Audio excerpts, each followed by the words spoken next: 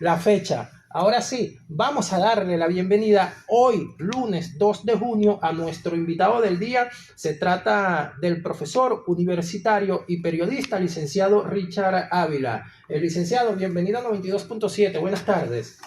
Buenas tardes, Reni. Bueno, y buenas tardes a la audiencia de tu programa. Es verdad, lo dijo Reni.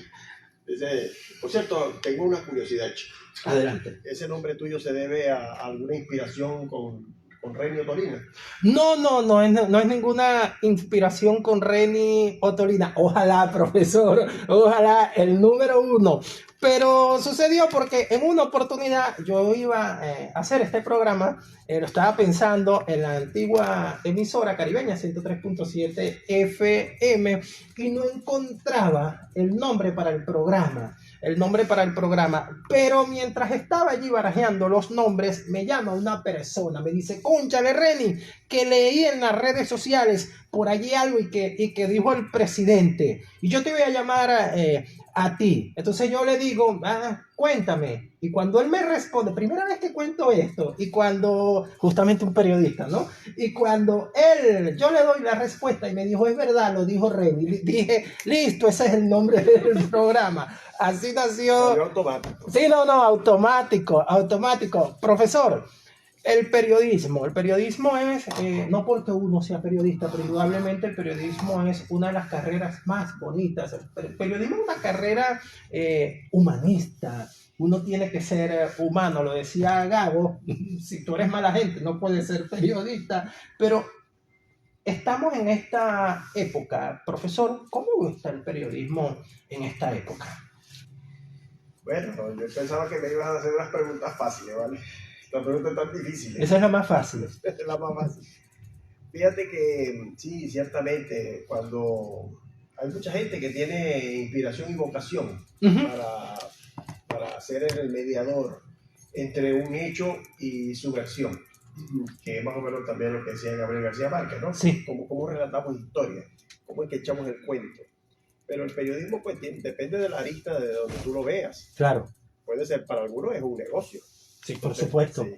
Para otros pues es una herramienta de coacción. ¿Cuántos periodistas no hay que ha usado desafortunadamente el periodismo para torsionar, por ejemplo, ¿no? Es decir, dependiendo de cómo tú lo veas, los que amamos esta profesión, los que nos iniciamos en esta profesión por una convicción vocacional, vemos el periodismo como no solo una forma de vida, sino también como esa herramienta que nos ayuda a la liberación de la gente, a la liberación de las personas.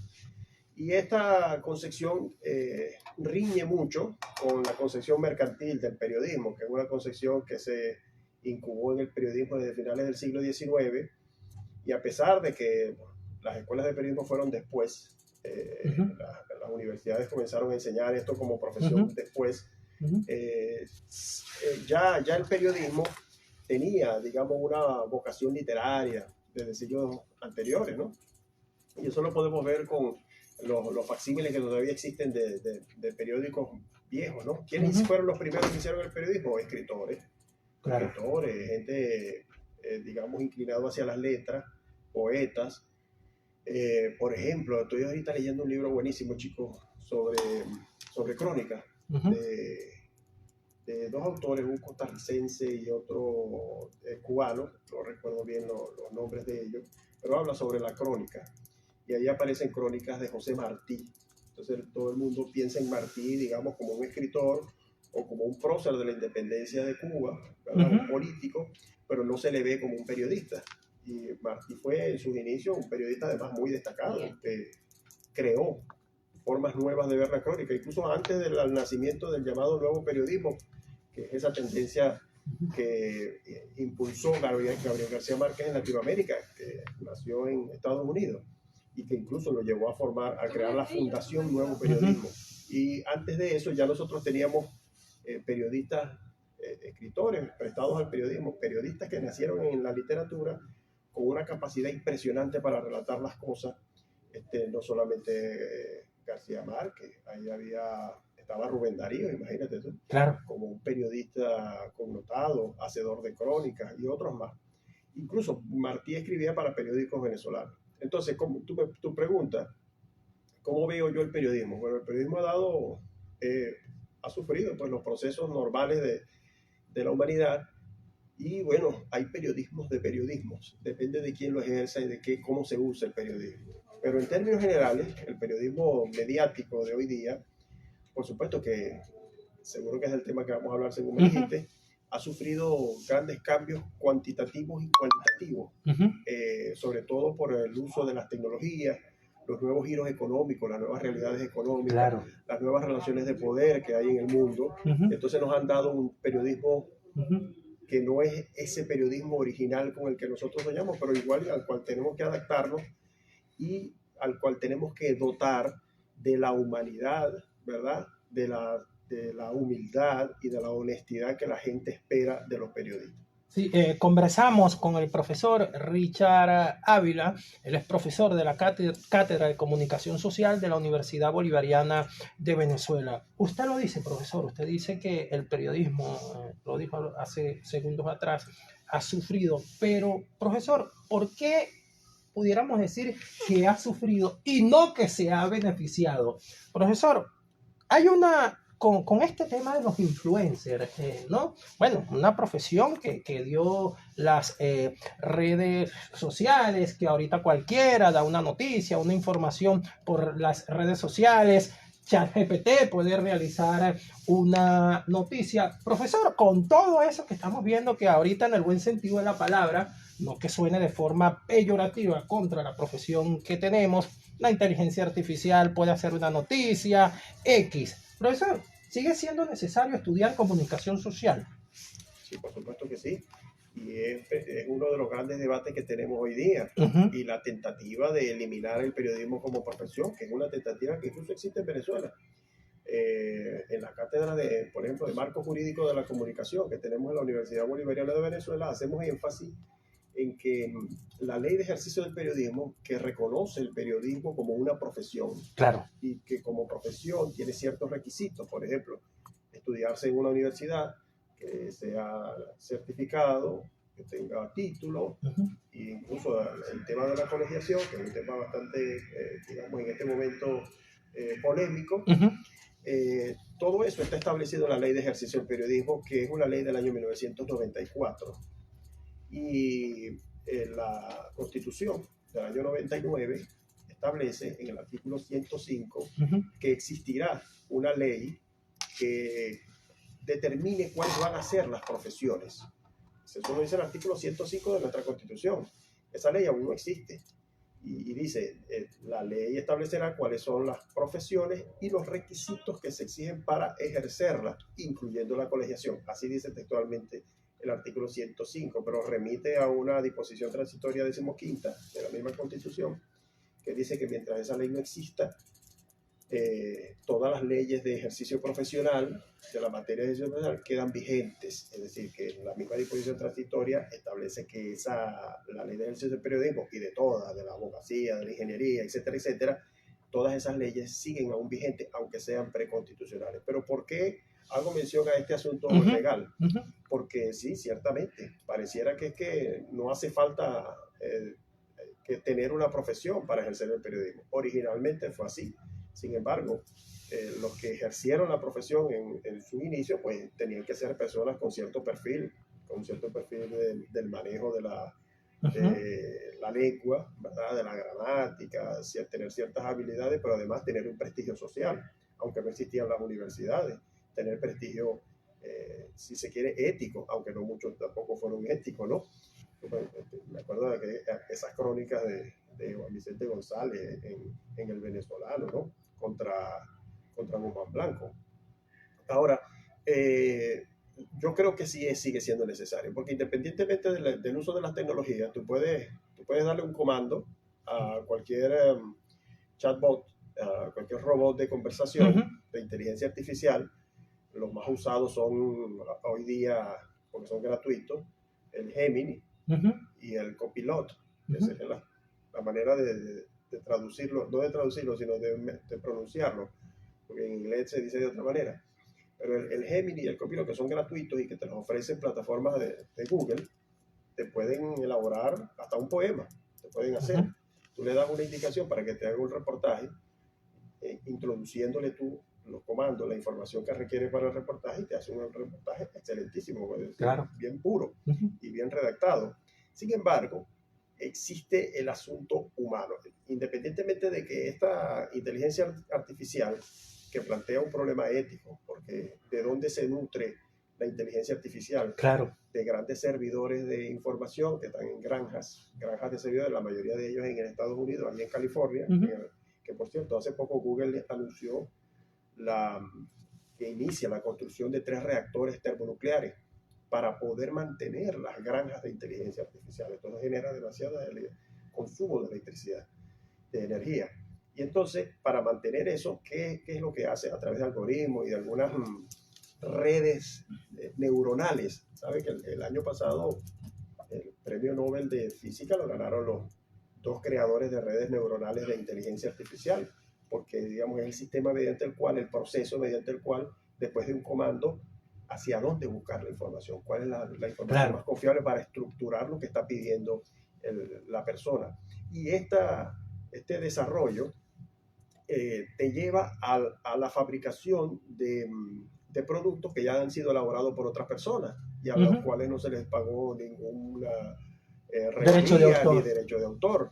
Entonces estas personas no saben ni siquiera que se están tomando sus reportajes que a lo mejor fueron publicados en medios de habla en inglés o en español, y es lo que hace la inteligencia artificial. Es entrenada para que escoja lo mejor que tiene dentro de sus servidores y de acuerdo a los comandos que tú le estás dando, te elabore algo bien presentable.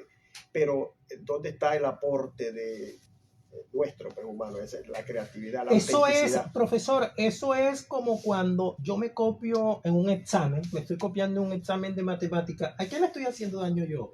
¿Al profesor? ¿A mis compañeros? ¿Realmente voy a aprender? Yo siempre le coloco el ejemplo a las personas y con este tema cuando sí hay quienes preguntan, no, pero ¿para qué estudiar periodismo? Ya esto está calando mucho en la sociedad y creo que ahí hay que ir a atacar eso. Yo le digo a las personas, te voy a colocar un ejemplo con la operación de apendicitis. Yo le escribo, le doy un comando a ChatGPT, por favor, ChatGPT, actúa como un médico cirujano y dime cómo es el procedimiento para realizar una operación de apendicitis. ChatGPT me va a responder, pero ahora bien, yo tengo los conocimientos para saber si lo que me está diciendo ChatGPT es verdad. Yo tengo los conocimientos para saber que después de por ejemplo, que me diga después de la operación son 5 o 10 puntos de sutura. Yo tengo la capacidad. Y si son 10 puntos de sutura, es para todos los pacientes que son 10 puntos de sutura. Varía si es embarazada, si es flaco, si es gordo. Y siempre le coloco el ejemplo de la operación de apendicitis. Pregúntale a ChatGPT cómo se hace una operación de apendicitis y él te va a responder. Pero tú tienes la capacidad para saber si eso es cierto. La tiene un médico. Claro. Y así sucede con todo. Ahora bien, profesor, con el tema de la inteligencia artificial, y en el caso del periodismo, la carrera que nos atañe a nosotros y el tema de conversación, ha hecho más daño que beneficio, profesor, sobre todo en la parte que usted maneja muy bien, el tema de los estudiantes, profe. Yo creo que eso requiere también de orientación. Sí. ¿Verdad? Así que tengamos orientación sobre el uso de las nuevas tecnologías. Las nuevas tecnologías siempre han implicado en el periodismo digamos, un proceso necesario de adaptación. Claro. Y así como antes existían las cámaras de televisión, entonces tenía que aprender a manejar todos los periquitos y los botoncitos de la cámara de televisión. Hoy en día usted ve canales como, por ejemplo, Globovisión, que se ufana en decir que ellos simplemente con un equipo, que no recuerdo cómo es que se llama, cómo es que le dicen ellos al equipo, tiene un nombre bastante sonoro, es solo un teléfono con unos dispositivos de audio y unos dispositivos de luz, nada más, pero es un teléfono inteligente que nosotros conocemos.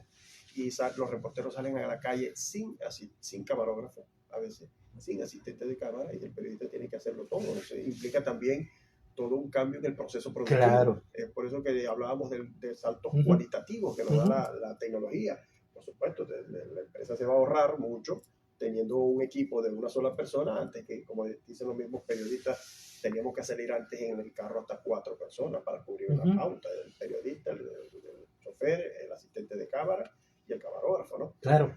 Y entonces, bueno, ese cambio tecnológico siempre ha sido una constante en el periodismo. Claro, a la máquina de escribir, a la computadora, profesor. Exactamente, antes era la máquina de escribir. Los que aprendimos en la sala de redacción de la universidad de escribir con máquina de escribir, esa es la máquina mecanográfica, cuando nos enfrentamos a la primera computadora fue un choque tremendo, ¿no? Claro. Te estoy hablando de la década de los 90, ¿ves? Que es la época en la que yo estudié en la universidad. Y igual con los grabadores, grabar una conversación, el grabador, cómo pasó de cinta magnética, magnetofónica a digital, y después de eso, tú no ves ahorita un grabador en la calle, tú lo que ves es el teléfono, que por cierto es un dispositivo impresionante, verdaderamente increíble, que tiene por lo menos 33 herramientas incluidas, según algunos han hecho análisis, ¿no? Tiene cronómetro, tiene grabadora, tiene cámara de video, cámara fotográfica, etcétera, etcétera. Y entonces, bueno, esta nueva realidad, porque es decir, las modificaciones tecnológicas, los avances tecnológicos implican cambios en todos los ámbitos, no solamente en la producción, que por allí podríamos empezar, sino incluso en la distribución de la información. Sí. Cuando tú le presentas información a la gente, pues ¿cuántas personas en este momento están leyendo un periódico físico de papel? No creo que muchas personas estén en este momento leyendo periódicos. La última vez que yo leí uno fue en el año 2019. Pero te va a regañar Roncini Montilla, porque sí, ellos imprimen los viernes, imprimen los viernes la prensa. Digamos, ellos tienen una edición semanal. Yo, por ser un romántico del periodismo con el que nací, yo trato siempre de tener esa edición por allí, y me gustaría incluso, vi en estos días que la visité, allá la prensa de Monagas, una rotativa, que tenía tiempo que no la veía, y bueno, eso es todo un espectáculo, el trabajo de cómo sale compaginado un periódico. Pero bueno, lo que te quiero decir es que el asunto de la tecnología implica retos nuevos, y dependiendo del uso que nosotros le demos, bueno, tú puedes como periodista usar a tu favor la inteligencia artificial. Claro. Puedes por ejemplo, hacer una investigación profunda de datos en la red. Claro. Puedes archivar, puedes convertir audios en texto, por ejemplo. Hay muchas aplicaciones que le pueden servir a uno como periodista. El uso de las nuevas tecnologías, y sobre todo puntualmente de la inteligencia artificial. Hay por ahí un libro que nosotros le recomendamos a nuestros compañeros, a nuestros estudiantes, sobre periodismo e inteligencia artificial. Rueda generalmente por ahí por los grupos de WhatsApp. Qué bueno. Pero está la implicación ética. Esta mañana, por ejemplo, creo que tú conoces a Roseli, ¿verdad? Ella tiene un programa aquí, Roseli Muñoz. Sí. Ella, estábamos conversando en una clase de discurso periodístico. Ella hizo un reportaje y una entrevista su tema de reportaje es sobre el legado del Papa Francisco, la asignación de clase, ¿no?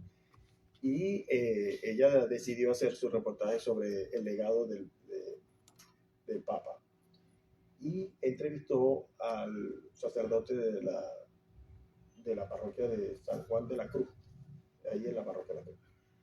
Y él recordaba uno de los legados, palabras del Papa Francisco, que decía que la digitalización, ¿verdad?, hablando de las nuevas tecnologías,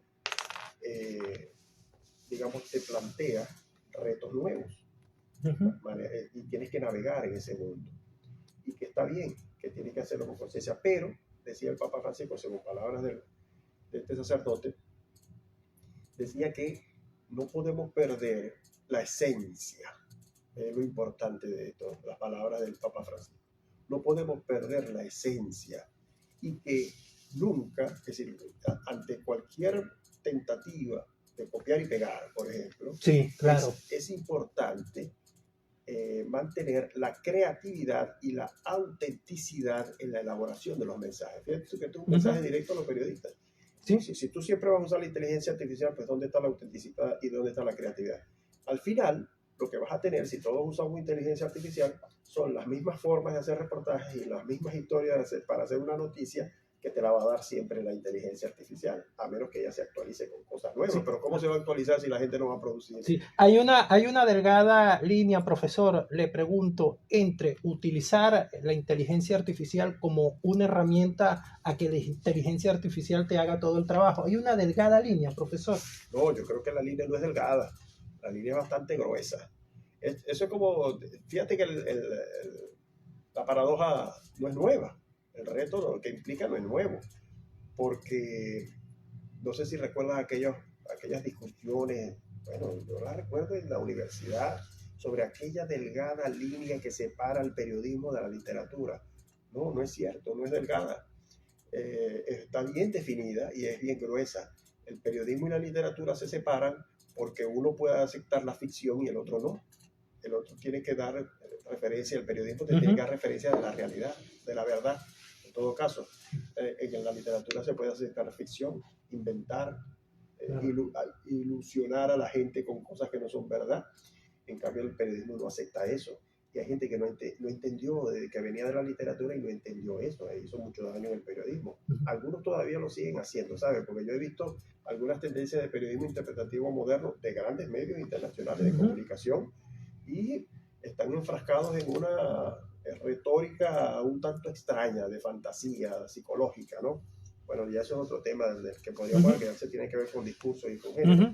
Pero cuando hablamos de tecnología, no creo que exista una línea delgada. Existe una línea bastante marcada entre lo que es usar las tecnologías, y en este caso la inteligencia artificial, para facilitar el trabajo, para agilizar el trabajo, para conseguir una orientación. Porque fíjate, uno de los problemas que tiene hoy día la tecnología y el Internet. ¿Cómo era que nosotros antes nos enterábamos de las cosas para conocer algo? Bueno, generalmente teníamos en la casa una enciclopedia o íbamos a una biblioteca. Claro. O el muchacho de la escuela tenía un libro de texto. Pues dime si ahorita eso se usa mucho, se usa muy poco.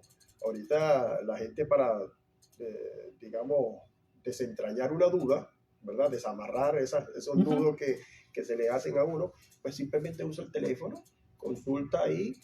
Y no entendemos a veces que quien maneja las prioridades es Google, es una empresa con cierta política editorial. Y generalmente las primeras entradas que tiene una consulta son de Wikipedia, que no lo recomiendo para nada. En lo absoluto. Pero sí, puedo recomendarlo, digamos, para desatar una duda momentánea. Pero si queremos conocer algo a profundidad, no podemos llevarlo por Wikipedia. Pero cuando cuando Google hace una lista de las opciones para descifrar una pregunta que uno le hace o meter un concepto, pues esas opciones que nos da, sobre eso tenemos que ser bastante cuidadosos. ¿Ves? Ahora, en la tecnología, en el ámbito periodístico, siempre va a ser necesaria. Lo que te quería decir con el Internet, es que el Internet te da la posibilidad de acceder a una cantidad ingente de información, millonaria, vamos a decirlo en términos así. Sí. Tú vas a tener ahí información millonaria en millones y millones y millones de datos. Sin embargo, ¿cómo tú te orientas ante tanta información? ¿Cómo sabes tú cuál es la vía correcta para saber cuál es la información adecuada? A eso se le conoce en el ámbito de la información como entropía. Y existe, porque eso viene de la física, y lo usan mucho los ingenieros en la ley de la termodinámica. Pero en el periodismo se usa ese término. La primera vez que yo vi eso en términos periodísticos fue en el Código de Ética del Periodista Venezolano. Existe todavía. El Código de Ética del Periodista Venezolano habla de la entropía informativa y establece que la entropía informativa es aquella cantidad de información muy abundante, pero desordenada, que genera más bien desinformación, desorientación. Cuando tú tienes mucha información desordenada, es como si entrara, como si fuese a hacer un rompecabezas que tiene muchísimas piezas, por donde le entras al asunto. Entonces, dice el Código de Ética del Periodista Venezolano, el periodista debe, voy a parafrasear porque no recuerdo textualmente cómo dice, debe ayudar a reducir la entropía informativa. Y te estoy hablando de un Código de Ética del año 76, que después fue modificado multiplicado 2 veces, Claro. pero debe ayudar a reducir la entropía informativa para orientar al público y la audiencia en la búsqueda de la información de mayor calidad posible. Richard Ávila, profesor de la Cátedra de Comunicación Social de la Universidad Bolivariana de Venezuela, nuestro invitado de hoy. Profesor, toco nuevamente el tema. Hay muy buenos influencers, creadores de contenido a nivel mundial, pero prácticamente se apoderaron de las redes sociales en el buen sentido de la palabra. Hay muy buenos, yo sigo a varios, pero profesor, ¿considera que los periodistas, el periodismo, la comunicación social como profesión dejó estos espacios abiertos donde deberían ser espacios nuestros y personas, algunas con conocimiento, otras porque simplemente yo quiero ser famoso, agarro el teléfono, grabo un meme, un chiste y me hago viral? Profesor, la culpa es de nosotros porque dejamos esos espacios abiertos sin utilizarlos correctamente. Bueno, yo creo que en este caso tenemos que distinguir bien entre cuáles son las tareas de la comunicación social, las áreas de la comunicación social.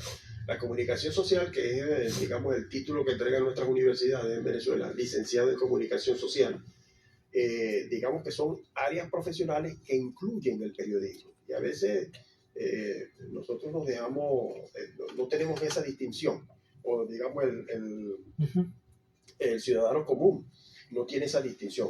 El periodismo es solo uno de los ámbitos de la comunicación social, pero dentro de la comunicación social usted puede tener producción radial y eso Claro. no es necesariamente periodismo. Usted puede tener mercadeo, usted puede tener relaciones públicas, usted puede tener comunicación organizacional dentro de las empresas, ¿verdad? Y eso no necesariamente es periodismo.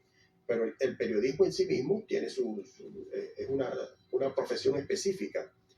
Es posible que gracias al surgimiento de estas nuevas tecnologías, Claro. cualquier ciudadano puede convertirse en un comunicador eficiente.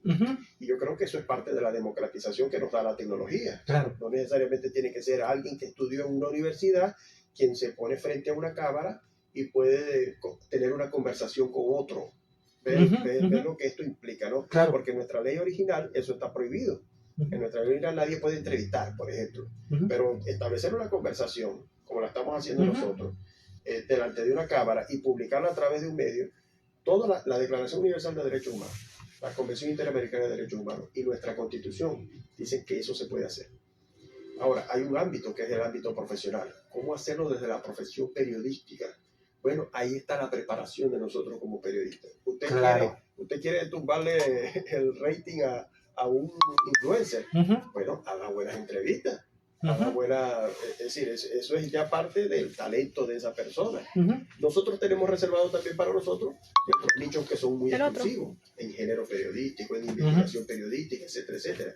Y hay gente muy buena. Mira, yo sigo algunos influencers, por ejemplo, hay un influencer español que yo sigo porque me interesa el tema de la guerra de Ucrania-Rusia, y él es muy bueno, un español, y él lo que es abogado. Pero mira, tiene un manejo de la información tan bueno que yo creo, no he visto todavía un periodista que lo haga a ese nivel. Sí, profesor, de verdad que esta entrevista va a tener una segunda y una tercera parte. Vamos a aprovechar el mes del periodista para un día a la semana. Oye, lo agarramos bien, vale, no había caído yo en cuenta de que por eso fue. Es verdad, lo dijo Reni, vale. Sí, tengo varias preguntas aquí. Profesor, sus palabras, no finales, sus palabras a la audiencia. Bueno, la audiencia, fíjate, la sociedad requiere de un conjunto de profesionales que garanticen la fidelidad del servicio que se les preste. Cuando usted va a un hospital, cuando usted va a una clínica, usted quiere que la enfermera que lo trate o el doctor que lo trate, el médico, sea una persona que sepa de esto. Entonces esa confiabilidad, esa fidelidad, esa confianza que tiene el público en ese profesional está registrado por un estudio y por un título que se le dio. No estoy diciendo que todos los que tienen títulos son excelentes profesionales y que no tenemos a lo mejor el riesgo de que de nuestras universidades salga gente no bien preparada o con tendencias éticas desviadas. Pero Es decir, es una garantía de que usted va a tener un servicio de alguien que está licenciado, que tiene una licencia del Estado, de la sociedad, para que usted ejerza. Eso sucede en el periodismo. Entonces, mi mensaje es que en el ámbito del periodismo, que es una de las áreas de la comunicación social, debemos, digamos, seguir haciendo estos esfuerzos que hacemos nosotros, sobre todo desde la Universidad Bolivariana de Venezuela, de donde han ingresado tantos profesionales de la comunicación, entre ellos tú mismo, Sí, ¿verdad? siempre lo digo, mi alma mater. Y que además de quienes estamos muy orgullosos, porque no solamente es la formación que le dio la universidad, sino también el talento que tiene cada uno de ustedes. Y es necesario seguir fortaleciendo esa formación académica y evitar esas tentativas de que cualquiera puede ser periodista. Yo creo que hay que resguardar el perfil profesional del periodismo. Muchísimas gracias, profesor. Gracias a usted, hermano. Era el profesor Richard Ávila, nuestro invitado del día. Por allí le mandaron un saludo. No sé si se siente halagado, contento o se puede reír. Un amigo en común, Jason Rauseo, cuando vio el flyer dijo, de los pocos que quedan de la Guardia Vieja, así dijo.